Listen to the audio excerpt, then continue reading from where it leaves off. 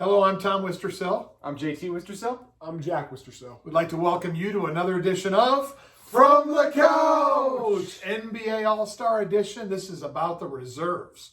So what we're going to do is we're going to go back and forth with the different players, talk about why they deserve to be an All-Star, the great year they've had. We'll move through that pretty quickly. When one of us thinks that that player should have not been an All-Star, we're going to talk about who should have been in their place. So we'll touch on who the snubs were as we go through. So does that sound good? We ready to roll? Sounds great. That's one of my pet peeves every All-Star year. It's like, my guy got snubbed. Okay, but who did he get snubbed for? You got to take, if you want to put someone in, got to take one out. All right. Thanks for the explanation, JT. That's what I'm here now for. we know. Now we know what we're doing. So, okay, we're going to start with the Eastern Conference. JT, we're going to you first. Tell us about Jaylen Brown. Averaging over 25 points per game, over 5 assists. I thought he should have been a starter. Love the way he gets it done on both ends of the floor. Obviously deserved to be at least a reserve, if not a starter. What do you think about Jaylen Brown? Well, I said last time he should have been a starter as well, and he was the project for the Celtics. Now he's the man, and Jason Tatum's kind of taking a back seat, I feel like. Okay. All right. Now, let's move on. James Harden. Tell us about James Harden and his new home, what he's done, Jack. No, he's been a great facilitator there, a great point guard, I feel like, more than Kyrie. He's been passing the ball amazingly. Hasn't been shooting the ball quite as much as the Rockets, but, that's leading to winning ways, and that's what I like about James Harden. Yeah. Thoughts on James Harden? 25 points, leads the league in assists. Nets are second in the East, and he's been the best player during that stretch when they did so well versus the Western Conference. Definitely deserved it. I've unliked him for so long, I'm just starting to like him a little bit. I don't know what's going on here, but I'm starting to like him a little bit. So, all right. Let's talk about first-time All-Star appearance from the Chicago Bulls, Zach LaVine. JT. I did believe Zach LaVine deserved to be an All-Star. The guy was like, does he? But yeah, it's 28, 5 and 5, 52% from the field, 44% from deep. He's playing the best defense of his career. The Bulls are still not winning, but you got to respect the improvements he's made on the court and the strides he's taken in his efficiency. He deserved to make the All-Star team. All right, we know he can dunk. Jack, what do you think about Well, Zach I was about to LaVine? say, all I remember for him as a dunker, and all of a sudden these past couple of years, we're starting to see him really turn into a complete basketball player and leading these Bulls to the playoffs right now. Yeah, impressed with him. So, okay, for another first-time All-Star, Julius Randle, Jack. Another what are you well-deserved thinking? All-Star. I feel like he's carried the Knicks into the playoffs, or right outside the playoffs, right where they're sitting. He's doing a phenomenal job there, and I think he works really well under Thibodeau there. Works really workhorse is the definition I'd give Julius Randle. All right, Julius Randle. Thoughts, JT? I love Julius Randle, but this is my first one. I'm pulling him out, and I'm putting in Domantas Sabonis as the Pacers is fourth in the East. Yes, he averages slightly less assists at 21, but 11 boards still, 5.7 assists. Been a little bit more efficient all across the floor. I just love Sabonis. I think he's a little bit of a better player, a little more unselfish, contributes to winning just a tad more. Gotta love the throwback big man, too, just can really play in the paint. So I gave the nod to Sabonis. I thought he was snubbed and should have been in over Julius Randle. All right, good thought. All right, let's talk about the Sixers. Ben Simmons, third All-Star appearance. JT. Absolutely. 15 points, 8 rebounds, 7 assists. Leads the NBA in deflections. Has helped the Sixers capture the #1 seed. He's a dominant player. Just because he doesn't score enough as many points as the fans would like him, still one of the best players and deserved this spot. I thought he'd be a starter by now. It's a little bit of a miss to me. I thought he'd be one of the 5 best players in the NBA by now. So what are your thoughts on Ben Simmons? Still can't shoot, but he's the best defender in the NBA. I feel like 1 through 5. No one can guard all positions like him. And no All-Star on there works as hard a defense on him. That's why everyone loves him. Okay. All right, we're off to the Celtics. Second All-Star appearance for Jason Tatum. Jack? Jason Tatum's still that clutch guy that we all know and love. He's still got a little Kobe in him that we see here and there, and some of his moves are just irresistible to watch. So I really think he deserves the spot as well, even though the Celtics are having a really bad year right now. Yeah.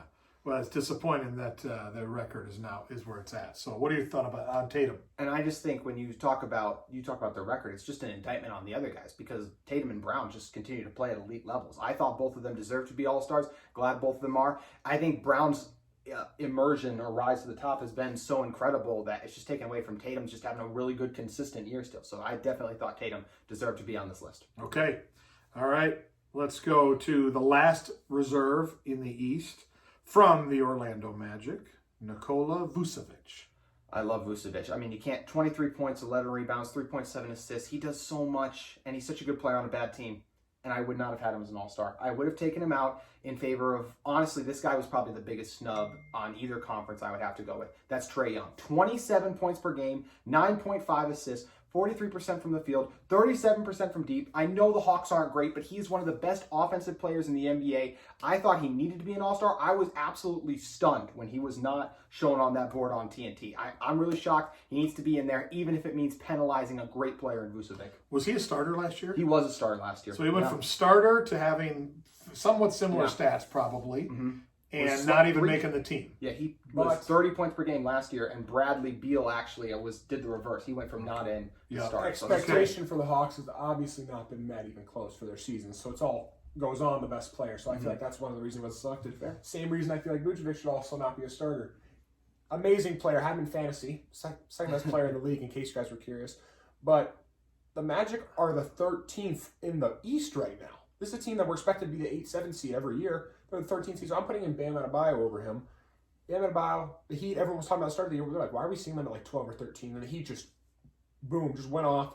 Now they're the 8th seed. So I'm like the same with the Heat on. I feel like they have the same job, kind of. Big man's supposed to like lead their team in, and Bam's just doing it better right now. So I have to go with Bam over Vooch. All right. That was interesting there. You picked both there. If I can just interject just a second. Okay, JT. It was so hard for me to leave Bam off this list. I just wanted to throw that in there. He was the one I was like, I can't believe he's not going to be an all-star for me, even a snub, because I love his play so much on both ends of the floor, but just missed out for me. Okay. All right. Western Conference, Jack, we're starting with you. 8th time as an all-star from the Lakers, Anthony Davis. Not going to be able to play, but tell us about AD. You know, Anthony Davis is still one of the best players in the NBA when he plays. I feel like we haven't quite seen him at his best this year. That short break, little injuries, nagging injuries here and there. So hoping he comes back, we're going to really see him at the top. And for his replacement, Devin Booker's probably one of the biggest snubs in all of the all-star game, a lot of people say. So I think it's good to see Devin Booker get that spot over him, though. Yeah. All right. Thoughts on AD? I ended up keeping him in. I went back and forth, though, because he's having a down year. I know he's still been really good, but he only played 23 games, which still feels like a little bit the least amount of any of the starters. So I kept him in, but just barely because of that down year and the amount of games he's missed. Okay. All right. So Booker's taking his spot. JT, talk about Paul George, 7th All-Star appearance for the Clippers. Yeah, Paul George, 24 points per game, 6 rebounds, 5.4 assists, being efficient all over the floor. We know what he does defensively. I know when we evaluate PG as a player overall, it will come postseason time, but his play has made him more than deserving of an all-star nod. Okay, Paul George. We call him Pandemic P, but hopefully pandemic's coming to an end and playoff P's on the rise. He's been having a phenomenal year. I feel like he's one of those underrated guys that is low-key there for the MVP. Even though people aren't really giving him the respect he earns, he's really helping that Clippers team play when Kawhi's been very still great at times, then just not there. So I really like Paul George's game. Okay. All right. The first of the Utah Jazz guys we're going to talk about, Jack. Let's talk about Rudy Gobert. You know, Rudy Gobert, I never give him the respect he deserves, but tonight I'm going to give it to him because I watched him play in person last night, and he is one of the best lob threats in the NBA, and he's the best rim protector in the NBA, no doubt. He's probably on his way to win his 3rd defensive MVP in the past 4 years. So I think it's time Shaq and Charles give Rudy Gobert the respect he deserves. Yes, he does deserve respect. What do you think of Rudy? I think he's the best player on the Jazz, and they're the number 1 seed, leads the NBA in plus-minus. Agree with everything he said. Absolutely deserve to be an all-star starter. Okay, all right. Speaking of deserves to be an all-star starter, let's talk about Damian Lillard, who I thought should have been starting. No bias. 6th All-Star. No bias over here. Damian Lillard, JT. Damian Lillard, should have been a starter. It really ends at that to me. We went over last week why I thought he should have been a starter, and I'm not changing any of that. Okay. He definitely deserved to be on. Probably the most for sure reserve all-star out of everyone in the East and West was Damian Lillard. Yeah, good to see. Did you have something else? I messed up. Okay. I messed up. I meant Rudy Gobert should for sure be a reserve. Like, he should for sure be just in this group because Jokic is the starter of the West. Yes. I thought he definitely deserved that. So just wanted to correct myself before. Okay. So what you're saying is that Rudy's more deserving to start than Damian was? No, Rudy was just a lock on the bench for me. That's all I was trying to say. I just messed up, so I was trying to fix myself, and then now I messed up everyone. Yeah, so I've done a good job. Mess up from the couch. Let's go. Wow. Come on. Okay. All right. So we are at Donovan Mitchell for the Utah Jazz. Donovan Mitchell's the all-star we love, but this year he didn't deserve it. I'm giving it to Mike Conley. A lot of Utah fans deserve it because he's been the best player on the Jazz this year. 2nd best plus-minus in the NBA. And to my fellow Troy out there, he's persuaded me a lot with this decision. But Mike Conley has truly been the best player in the Jazz. I feel like he doesn't miss many shots. He makes the right reads a lot of times. He's great on defense. He draws fouls. He's just leading this team to where they need to be. Thoughts on Mike Conley. Thoughts on Donovan Mitchell? On Donovan Mitchell. Yeah, That's what we're talking about. You're right. I got so wrapped up in the Conley thing. Okay. Donovan Mitchell deserved to be an all-star. 24 points per game, 4 assists, 4 rebounds, 5 assists. He's still been really efficient. And I'm going to talk about the Mike Conley thing because I still believe the best 2 players on this team are Rudy Gobert and Donovan Mitchell. I think part of the reason Mike Conley does a good job of setting them up, but he gets a lot of his opportunities because of the gravity those 2 guys draw and how effective they are as a lob threat and an individual scorer. I still would have had Mitchell over Conley, who I will not have on my all-star snubs. Okay. All right. We're at Chris Paul, 11th all-star appearance for the Phoenix Suns. Yeah, and this is the one I'm going to pull off. Oh, I think he's gotten too much credit for the Suns' success. I don't believe Devin Booker should have even been an alternate. As LeBron said, most disrespected player in this league. I would have had him as an all-star. Booker, I've been really impressed by him still. I know his stats, we thought he'd take a bigger jump. He averaged 30 points per game in the bubble, but it's hard when you incorporate a guy like Chris Paul into the offense. He struggled at times a little bit, but make no mistake, still this team's best player. And as for the credit that Chris Paul has gotten for helping this team get better, the Suns were still rising before he got there. So I really think Devin Booker deserved this spot over Chris Paul, and it has still been their best player this season. I totally agree with Chris Paul getting out. Yep. That's where I put Mike Conley right there. I got okay. all 3 Jazz's reserves. Chris Paul's in because of reputation and history. Mm-hmm. If you look at this year, Mike Conley deserves to be there. Their record is so much better the Jazz. Why? Because Conley's healthy. And that. So there's my answer there. Thoughts on that? I agree. Chris Paul's only in because of his veteran status. And he's helped the Sun team, but Carey's not the word. But the guys like Devin Booker and DeAndre Ayton playing so well, Jay Crowder and Mikal Bridges off the bench. But my snub is John Morant. Wow. He's had an incredible year, fought through the injuries, and most of all, this Grizzlies team is right around the playoffs. Their second best player is Dylan Brooks. Jaren Jackson hasn't been able to play at all. That's supposed to be one of the best young talents in the NBA, and John Morant's fighting through this and has them sitting right 1 spot outside the playoffs. I think it's amazing what he's doing over there. Yep, good call there, Jack. So, okay, and our last one of the night, we're going to talk about Zion Williamson, his first All-Star appearance. Jack, you're up first. You know, I've never seen someone's hype fall off as much as he has when getting better. Okay. ESPN talked about him literally every single day. I'm pretty sure everyone knows. Everyone got tired of it. And now this year, everyone's thinking, where is Zion on the highlights? We still see the plays, the good moves, but he's not quite getting the hype he deserves, and I think he's just getting better as a basketball player. He's not doing quite as many flashy dunks now. He's making some great moves with his left hand, a lot of clutch buckets, and he might be the strongest guy in the NBA.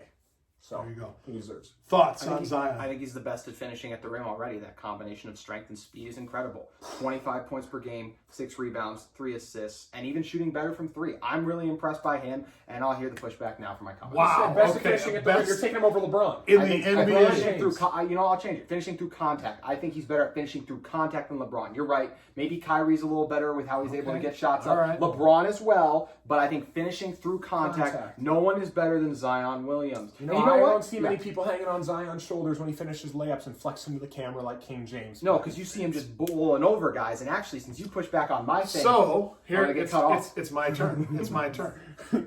Zion is incredible, and that he shouldn't be in that spot as an all-star right now. That should be DeMar DeRozan. That should be DeMar DeRozan, and here's why. Their stats are somewhat similar. DeMar has more assists. Zion has more rebounds, okay? Let's take a look at the standings. No comparison. The Spurs are better, and they're better because of DeMar DeRozan. He's adjusted his game from being he was essentially a shooting guard for years to now playing some power forward for the Spurs. I think it's a snub. I'm a DeMar DeRozan fan. He's averaging 20 points, 7 assists, 5 rebounds. Sorry, Zion, you got to win more games before you're an all-star. So that's my second snub. Go ahead. You can push back on. I'm gonna push back on both of you guys because you both went at me. First for my normal co-host, DeMar DeRozan. I think you're giving him too much credit. Pop, the development of those young guys, I think they deserve most of the credit. So the coach deserves the credit. I think the coach deserves most of the credit. You can't fire the coach. Okay. And then as for you, I wanted to go back to the Ja Morant thing. Only 19 games played, and they really did well without him in that stretch. They won a lot of those games. I think their depth has been the bigger story. And even a guy like De'Aaron Fox, I would have understood him a little more since he's averaging a little more points per game. I know the Kings have fallen off, but this is still an individual appearance. So, not everything's about stats, though. This is what's wrong with today's NBA fans. We're all looking at the stats. Sometimes it's just about the eye test. And Ja Morant passed the eye test, except his landings. His landings just about scare everybody. Wow. So how about that? That was an exciting episode tonight. A lot of banter back and forth as we discussed the NBA All-Stars. So good stuff. Yeah. What's next on the docket for the NBA? Well, you know what? Before we go next, I have a surprise for both of you guys. Oh, Another surprise. question. Surprise. Just this last time. Wow. To end the show in the bank. All right. What do we got? Do you guys think the NBA needs to expand the amount of All-Stars? Every year we talk about it. This guy's playing at an All-Star level, and he doesn't make it. Regular NBA rosters are 15, yet the All-Star roster is only 12. I believe each conference should have added 3 more spots. There were multiple Wait a deserving minute. candidates. Are we answering the question, or are Oh, you you're answering? I'm your own just question. giving support. Oh, you're and answering. focusing You on- already answered your own question. There Let you us go. let us Okay. help you in real quick. How Go many ahead. players are on each All-Star team right now? 12. 12 players. Did you not just listen to me say How that? long? Yes. And it's a regular NBA game, 12 minutes. You can't it's play not that different, many yeah. players. You don't have the amount of time. Everybody wants to see every player. But people get mad when LeBron sits out in the All-Star game at all. People are mad when Kawhi sits out in the All-Star game. So I feel like when you bring in those other guys, you're taking away other people's minutes. The one thing they should change is the ending of the game with the Kobe thing. I'm not a huge fan of it right now because if the other team is winning by a lot, then it's not really even that competitive. And last year was really competitive, so I hope that's the same way this year. Yeah. My feeling is very simple. No matter where you draw the line, there's going to be people that get left out. Whether you draw it at 12 or 15 or 10 or 20, it doesn't matter. We could still have people that get snubbed. I think 12 is the right number. I think it allows for the discussion we just had. If it expanded to 15, we'd be reaching for players 16 and 17 and 18, I think. So I think it's the right way, and I'm sure that we can have more discussion about it next year. So Yeah. good question, though. We We know where you're at. I like the difference of opinion. I did not factor in. You make a really good point too, especially about the playing time and just the discussion is what makes it so much fun. And it's harder to have that when we're talking about if Jeremy Grant should have been an All-Star in the East. People in the All-Star game come to watch LeBron, not Zach LaVine. Right in the end. Yeah. Unless he's in the dunk contest. That's true. Okay. Well, good. Well, we hope you enjoyed our discussion on the NBA reserves for the All-Star, and we look forward to seeing you next time on another edition of From the Couch. We'll see you next time.